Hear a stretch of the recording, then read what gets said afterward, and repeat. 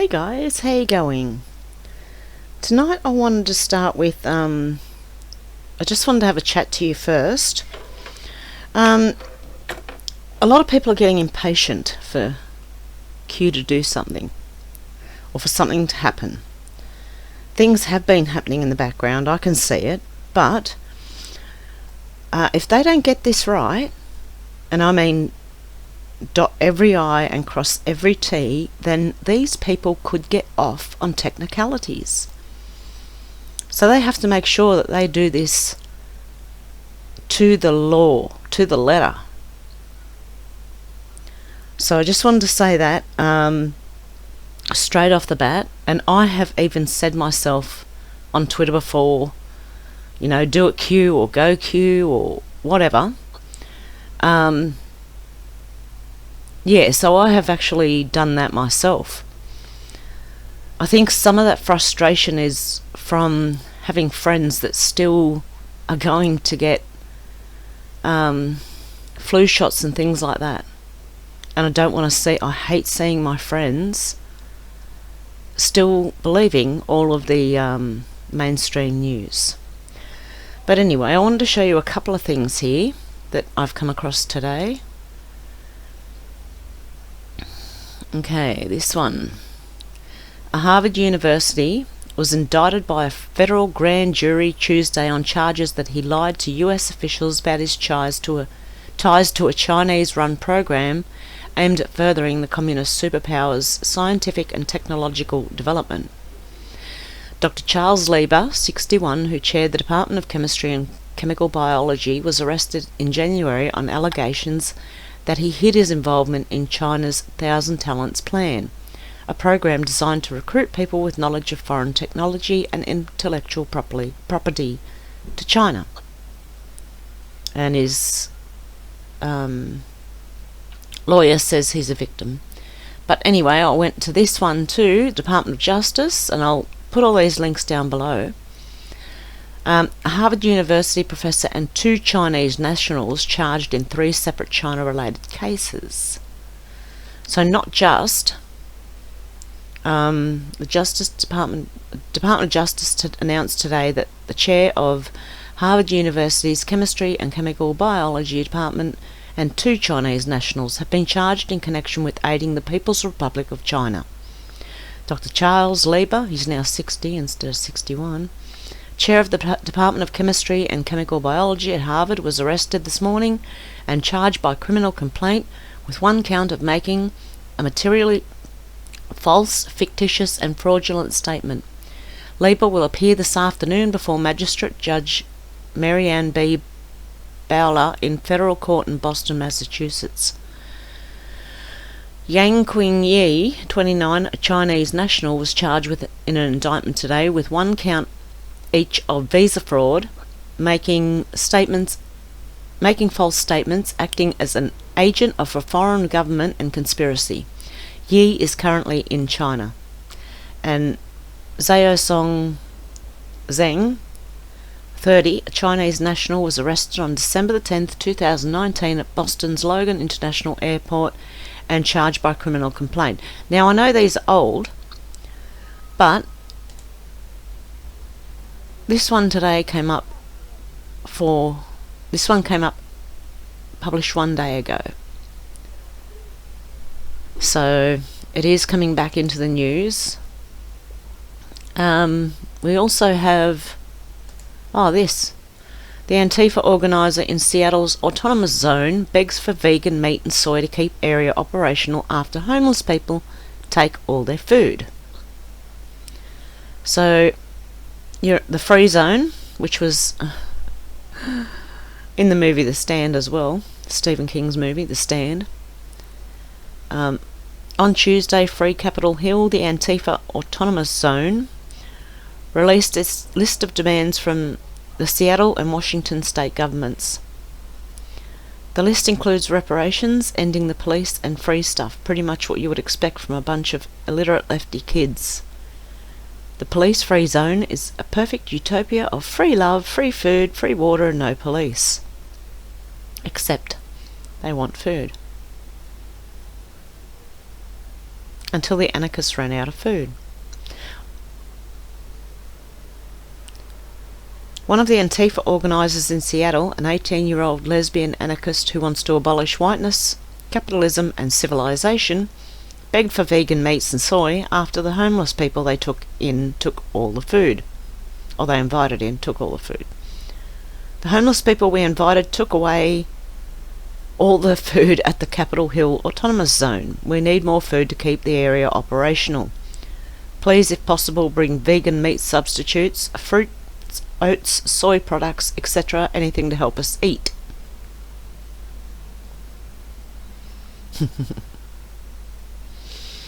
You know what I think about that one. Okay, then here we have resignations, some of the most shocking resignations in the aftermath of George Floyd's death. Who has resigned in the wake of George Floyd's case and why? In the wake of protests following the death of George Floyd at the hands of Minneapolis police, America has made it clear that it has no tolerance for racism either in the boardroom or in our communities. In the past 2 weeks, there's been a wildfire of resignations from community and business leaders ignited by the national conversation around race. Some have resigned of their own accord to make way for new leadership, others have been forced to step aside after making controversial statements or who have had past actions scrutinised under a fast-changing set of standards. Others were simply trying to ensure viewpoints of all sides were being heard. Here's a list of who's out and why. New York Times opinion editor James Bennett resigned June 7th after he signed off on an editorial to be published in the newspaper by GOP Senator Tom Cotton. Cotton wrote that the military should be sent in to quell the protests. New York Times publisher A.G. Sulzberger said the paper concluded that James would not be able to lead the team through the next leg of change that is required. Bennett declined to comment.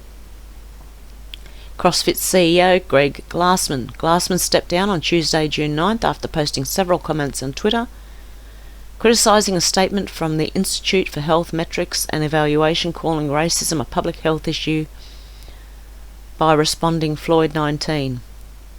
Glassman apologised, saying his statement he created a rift in the CrossFit community and unintentionally hurt many of its members. Yeah, I think I don't know what's going on here. Which side are they on? Bon Appetit Editor-in-Chief Adam Rappaport resigned June 8th after staff charged the food magazine of racial discrimination and after an old photo of him and his wife dressed up as Puerto Ricans for Halloween began circulating on social media. The staff of Bon Appetit apologised for being complicit in a culture of racism. Yeah, I don't think these are because of racism. I think something else is going on here. Refinery 29 Editor-in-Chief Christine Barbaric. Okay. She had to be more inclusive of people of colour. Portland Police Chief Jamie Resch. Resk. Only 6 months into the job, after black rights groups said Portland Police leadership lacked diversity. She'll remain at the department in a different role. WSU Criminal Justice Professor Scott Senjo. University professor resigned last week after posting multiple comments on Twitter that promoted violence and caused safety concerns, according to university staff. One comment was posted under a video of NYPD vehicles driving into protesters saying, "That's not how I would have driven the car into the crowd." Lions Fire Chief J.J. Hoffman. I'm just going to read the names because I think these have resigned for different reasons, but these people are trying to lean it that way to stir racial tensions. Okay, Lions Fire Chief J.J. Hoffman, Mayor of Temecula. I don't know how to say that, guys. Sorry. James Stewart, the former mayor.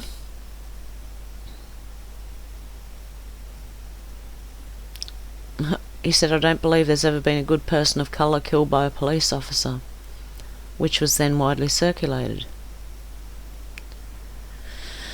I don't know which way this thing's leaning.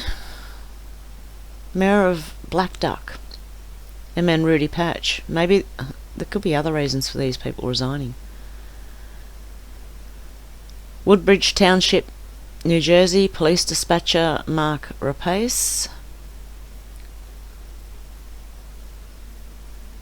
Okay, now I wanted to get onto this. Okay, we've got this, and I went over here to Twitter. Is it still there? Yep, Act Blue.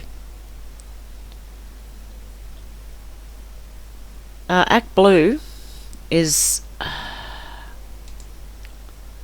Antifa organizer.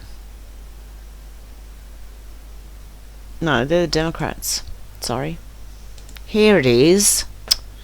I'm looking for it thinking, I know it, I opened it somewhere. Well, this video is really important and every person needs to watch and share it. Black Lives Matter donations go directly to a super PAC called ACT Blue that has given hundreds of millions to Democrats running for president. How is this legal? BLM is literally a shell company. I'm going to make this bigger. I'm going to start it from the beginning. Let's take a quick look at what Black Lives Matter is really about. Now I'm going to keep pausing it.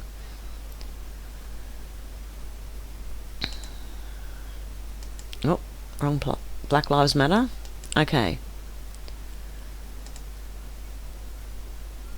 Then they go to the donate page. Urgent, fund the movement. We appreciate your support of the movement and our ongoing fight to state-sanctioned violence.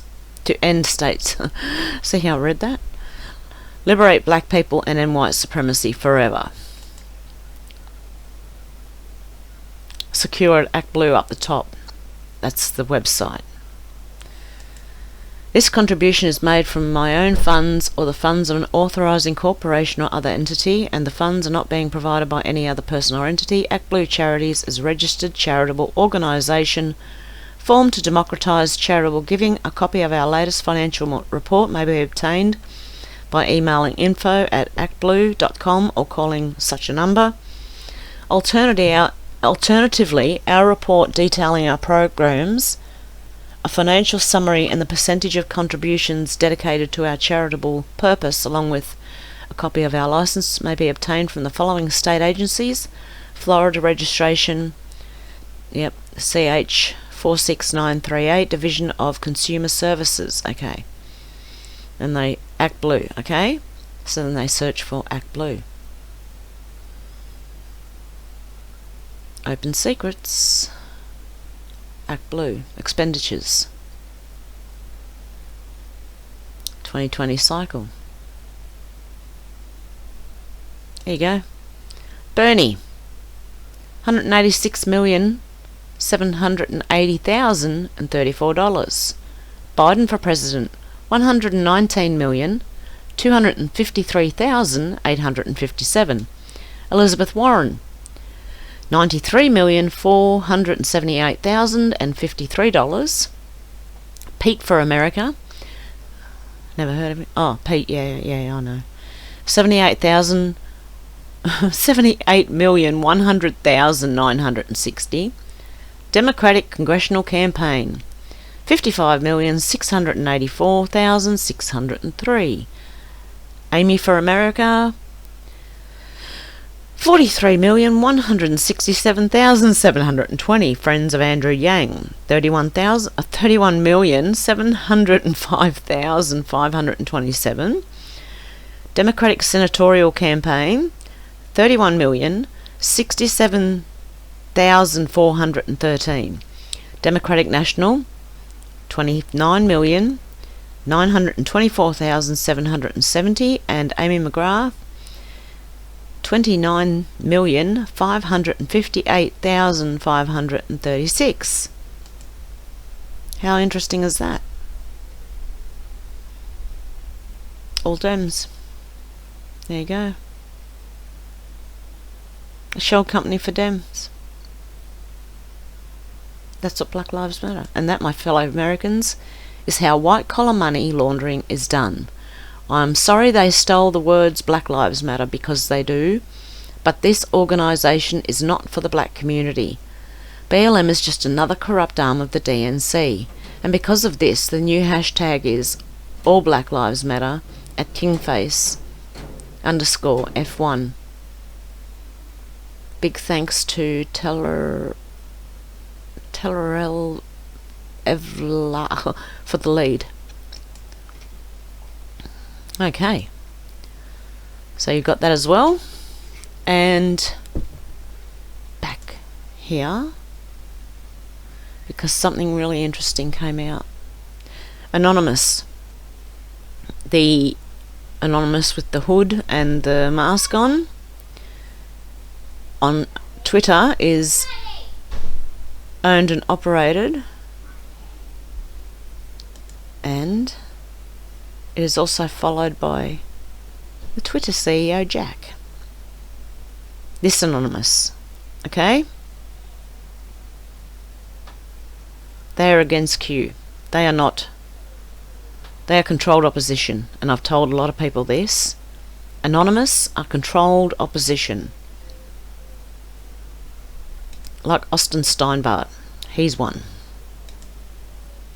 I seen an interview with him the other day, and oh dear Lord, that man has been. He has waved a gun around on one of his videos that he later took down, trying to say let's go in and shoot everything up. And then he turned up at a child traffic rescue site and wanted to go in shooting. And that was also on video, and the people there told him to go away. And then what else happened? He was arrested just recently for giving out CIA addresses, CIA people's addresses. So this one here. Do Anons understand what is about to be unleashed? I don't think we quite understand. And I don't know how many people are ready for it. It's going to be big. It might even just get worse than it is right now, okay? It might be that everything shuts down. It could be anything. Your guess is as good as mine right now. But I've been following this since it started. And I just think that it's either going to go that someone's arrested and there are riots because of that. That's what I think may happen. I don't know though, and I'm hoping it doesn't happen. I just hope that whatever happens, it's just it wakes people up, shock, as someone high up is maybe about to be arrested. I'm hoping. I don't know. Okay, what else was there? I think that's about it. But I wanted to bring you this because do Anons understand what is about to be unleashed? I'm just not sure that we do. Some people might, but there'll be others who don't quite understand. This is massive. This is why they can't just arrest people, because this thing is so big. And I like to explain it like this thing is an octopus, except it's got more than 8 tentacles, and they're everywhere. The tentacles are everywhere. They reach here in Australia. They're that bad. It's that bad. So whatever's about to be unleashed is going to start bringing the whole thing down. And but at the end of it, we're going into a better world, guys. We're going to have much more freedom, and I believe we will be a lot happier once this. And even Trump was saying at the end of the year, the second half of the year will be a very good year. So let's hang on and see what happens. But I do wanted to bring this to you. Yeah, you'll have to excuse me today, guys. I've just had a bit of a headache for 2 days, but I just really wanted to bring this to you because this is quite, to me, this is significant. Okay, so just buckle up. This is going to get interesting. Okay, guys, I hope you have a good one. All the links will be down below if you'd like to contribute to the channel. My PayPal link will be down below, and my postal address will be down below too. Okay, guys, hope you have a good one wherever you are, and I will talk to you soon. I'm working on 2 other videos at the moment, so okay, have a good one. Bye.